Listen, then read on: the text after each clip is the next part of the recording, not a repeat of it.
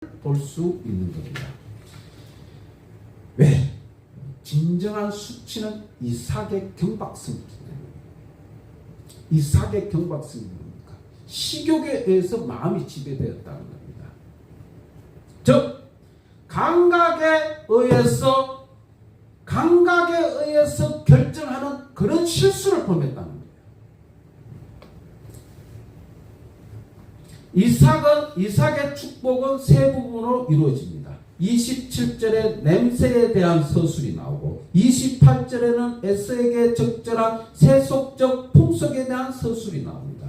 그리고 여호와가 25장 23절과 29절에서 리브가에게 약속한 민족적인 운명과 지배에 대한 서술이 나오죠.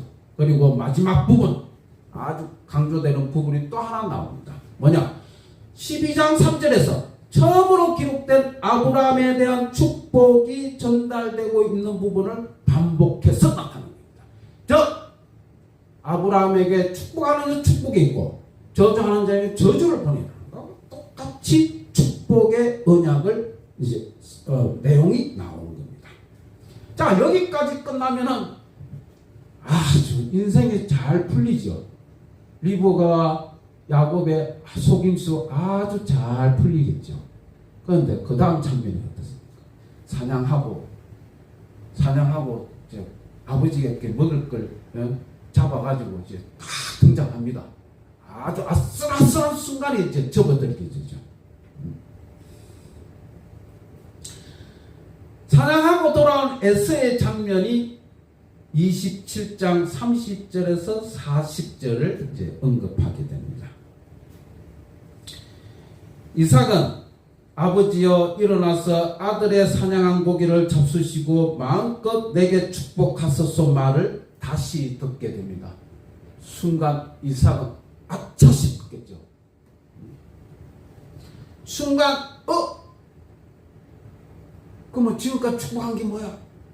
이제 이렇게 이제 이삭은 막 흥분하기 시작하죠. 이것은 이삭에게 하나님께서 리브가에 대한 하나님의 약속, 장자권을 포기한 에서의 태도, 핵족속의 아내로 삼은 에서의 고통에서도 불구하고 반항적 마다들에 대한 무차별적 편애를 나타내고 있는 그 모습을 하나님께서 강하게 질타하고 내용을 볼 수 있는 겁니다.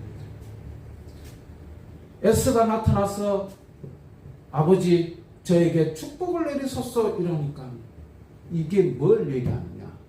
이삭이 하나님께서 이삭이 야 너 얼마나 잘못하고 있는가를 보여주고 있는 거예요. 그럼에도 불구하고 야곱의 축복은 돌이킬 수 없게 되죠. 그가 정녕 복을 받으려 방성대국하며 자신에게 축복해달라고 애걸 하는 에서의 반응은 그의 아버지의 모습을 반영하고 있는 겁니다. 속임수를 쓴 사람이 이미 축복을 가로채가 버렸다는 것을 보여줍니다. 그때서야 에서가 야곱의 뜻을, 이름의 뜻을 기억하죠. 어떻게? 발꿈치를 잡은 자. 발꿈치를 잡은 자가 내 축복을 뺏어갔다. 인생의 승리가 에서가 아니라 야곱으로 가게 됐다. 그런데 에서는 이 내용에 대해서 왜곡하죠. 왜? 야곱이 축복을 훔쳐갔다라고 그것만 생각하고 있는 겁니다. 왜? 장자권 지가 팔아놓고 지가 팥죽한 그릇으로 아주 무심하게 장자권이 얼마나 중요한지도 모르고 그렇게 팔아놓고는 왜 야곱이 훔쳐갔다고 얘기할 수 있냐 이거예요.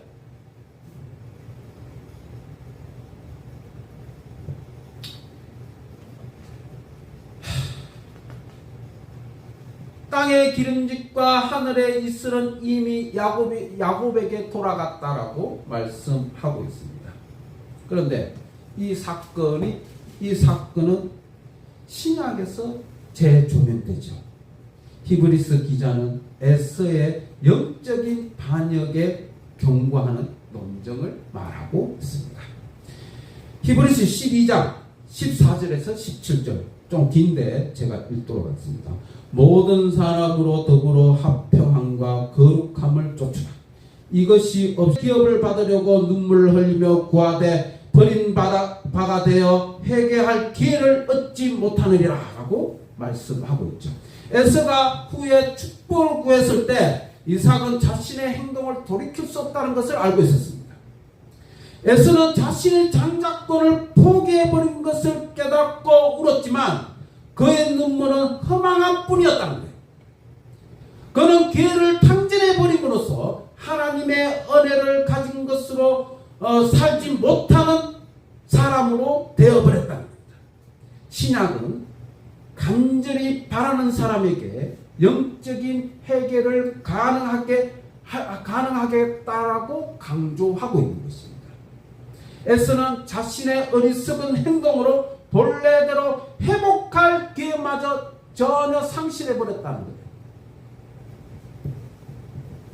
우리는 그리스도를 부인하는 것이 참으로 심각함을 깨달아야 하는 것이 바로 에서의 장면에서 볼 수 있는 것입니다.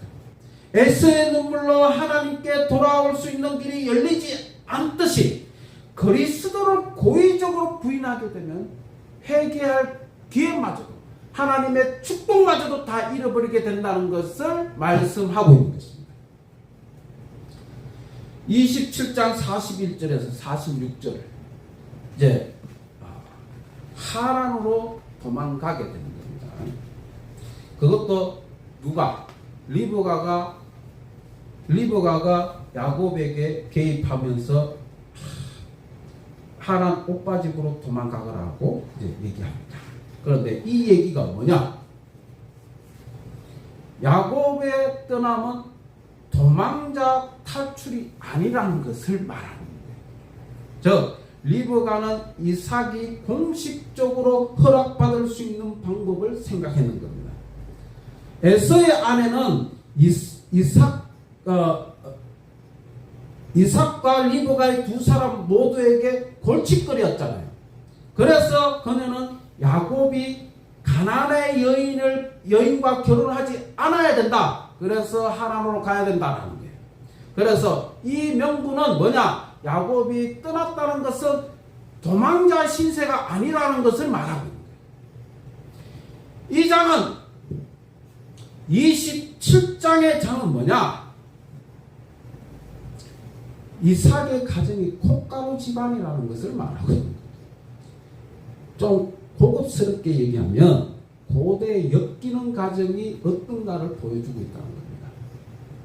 야곱은 도망 중이었고 에서는 자신의 동생을 죽이겠다고 했고 이삭은 자신의 끔찍한 실수로 인해 가지고 비통하며 살고 리브가는 가족을 분열시켜 버리고 말았죠.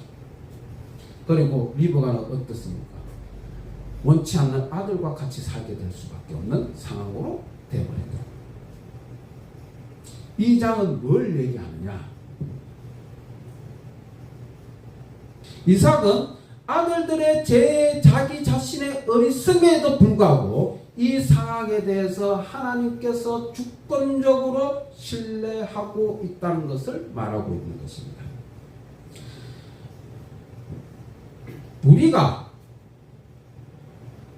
실패한다고 해서 실패가 하나님의 미래의 축복까지 무효화되지가 않는다는 것을 말씀하고 있는 것입니다. 제약이 결코 절망으로 빠뜨릴 수 없다는 것을 말하고 있는 것입니다. 우리의 실패가 하나님의 약속을 파기시키지 않는다는 것을 말씀하고 있는 것입니다. 다시 말해서 실패와 제약이 순간 임했다 하더라도 하나님께서는 우리를 선택함으로 인해서 바른 길로 인도해 주신다는 것을 말씀합니다. 물론 제약과 실패로 인하여 고통은 좀 더하겠죠. 그러나 하나님께서 하나님의 주권하에 우리를 축복의 길로 인도해 주신다는 것이 27장의 의미인 것입니다. 자, 우리가 잘못된 길로 간다. 잘못된 길로 가고 있다는 것을 순간 알아차릴 때 어떡합니까? 시간적으로도 10년 정도 갔는데 잘못됐네. 많은 사람들은 그냥 갑니다.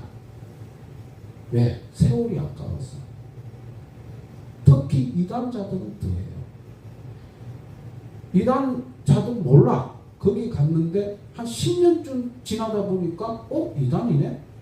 내가 잘못 안 돌아옵니다. 왜? 세월이 아까워서. 그런데 너무 멀리 가버렸기 때문에 야, 인생은 이제 끝났어. 그냥 가자. 그런데 하나님은 다시 돌이키라고 얘기합니다. 잘못 갔으면 다시 백해야죠. 원래 자리로 다시 와야 돼요. 다시 와서 다시 시작해야 돼요. 이걸 말씀하고 있는 거예요. 잘못을 알면서도 끝까지 가는 사람, 그 어리석은 사람 세상 천지예요. 목사님도 15년을 잘못된 길로 갔습니다. 다시 돌아오기까지 너무 힘들었어요. 그런데 막상 돌아와가 다시 제자리로 가니까 얼마나 편한지 모릅니다. 그게 하나님의 역사입니다. 지훈의 인생 꽃길만 걸으면 좋겠지. 그러나 인생은 꽃길만 걷는 게 아니라는 거예요. 잘못된 길로 갈 수가 있고 잘못된 사람을 만날 수가 있어요. 그걸 깨달아서 다시 돌아와요. 세월이 얼마나 되든 그게 하나님이 그걸 요구하시는 겁니다. 야곱의 인생 보십시오. 이 소금씨로 인해서 얼마나 험악한 세월을 보냈는가. 그런데도 불구하고 하나님은 이 사람을 크게 쓰임받는 12족장의 아버지로서 쓰임받는. 어떤 사람은 야곱이 물질의 축복을 받았다. 이런 허무맹랑한 얘기를 합니다. 결코 물질의 축복이 아니라 하나님의 계획에, 하나님의 섭리에 12족장을 쓰임받기 위해서 야곱을 그렇게 쓰임받았다. 축복이라면 에서가 더 축복받았습니다. 야곱이 형이 무서워서 형 이거 가져가 이러니까 야 나는 니보다 니만큼 더 많이 가졌어. 에서는 태태태태 놀면서 그 많은 부를 가졌어요. 야곱은 온갖 고생 다 해놓고 그걸 가진 거예요. 어느 게 물질의 축복이 더 많았어? 에서가 더 많이 받았죠. 그런데 무슨 야곱이 물질의 축복이라고 얘기하십니까? 하나님의 계획, 하나님의 섭리, 12지파의 아버지로서 쓰임받기 위해서 야곱이 선택받았다는 것을 기억하시고, 우리도 야곱의 한순간의 실패, 한순간의 절망, 한순간의 제약이 있더라도 다시 돌아오는 그런 여러분들이 되시기 바랍니다. 기도하겠습니다.